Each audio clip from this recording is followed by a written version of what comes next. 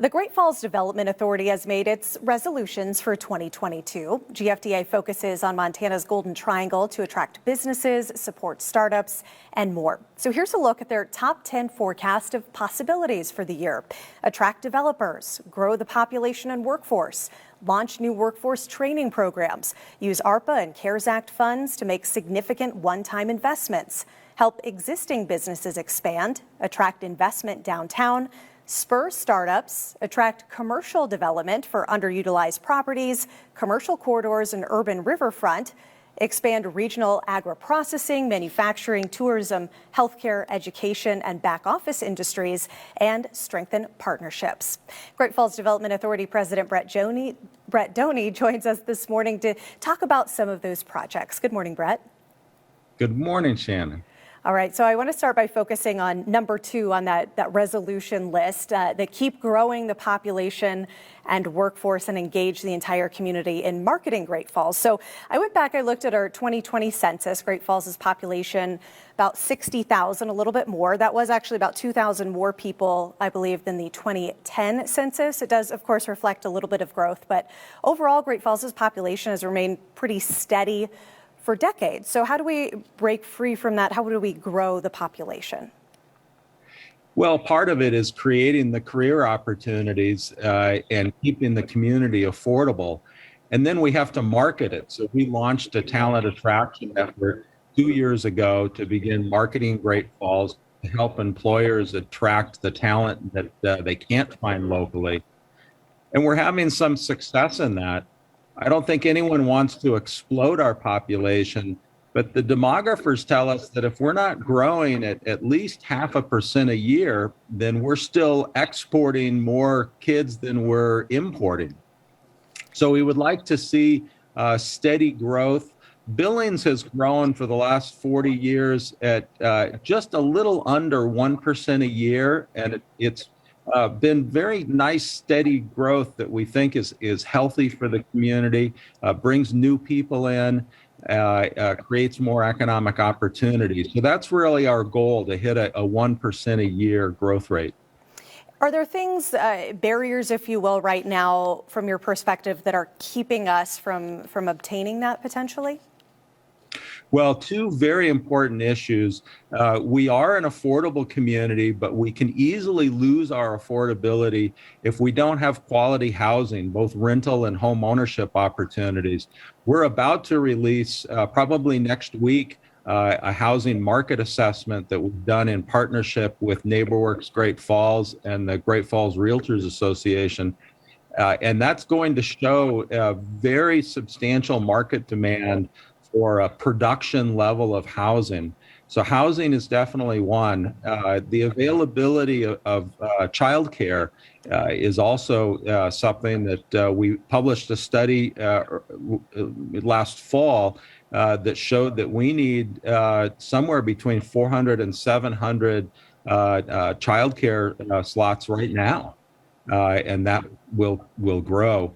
We already have a ready workforce of about 1,000 people in Cascade County that left the workforce during the pandemic. And we expect that some challenges like childcare have prevented them from getting back into the workforce. All right, let's move on to number 3 there on your list. You briefly mentioned it here, but launching new workforce training programs. Of course, we're in this time where we see we're hiring or help wanted signs all over the place, many places offering signing bonuses or really bumped up hourly wages. So what kind of workforce training do we need to help stop these staffing shortages?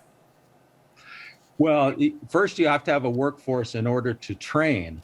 But we're seeing a lot of companies are inventing new ways of doing things, investing in new technology, modernizing their equipment, and that will require retraining of existing workforce.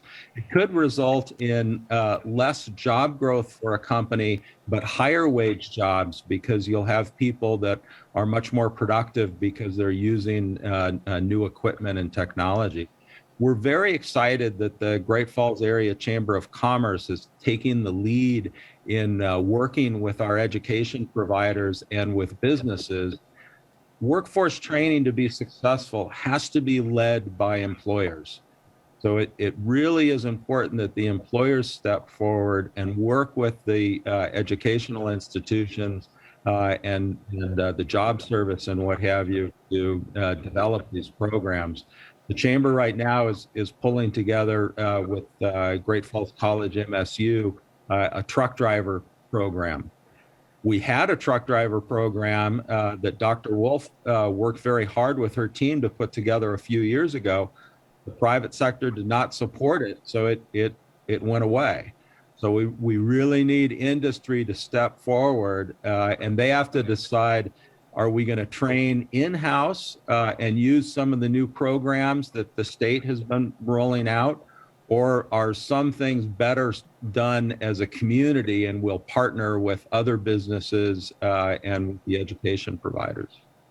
All right, let's move on to number 8 now on the list. That's attracting commercial development, revitalizing underused properties, commercial corridors, and the urban riverfront. So a lot of potential here. What are some of the properties, though, first off, that are considered underutilized right now?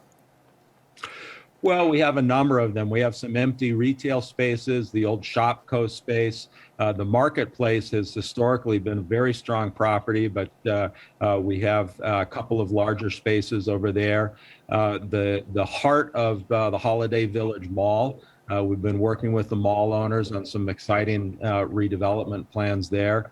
And then there's just a whole number of properties along our commercial corridors that are either empty space or vacant land or underutilized land.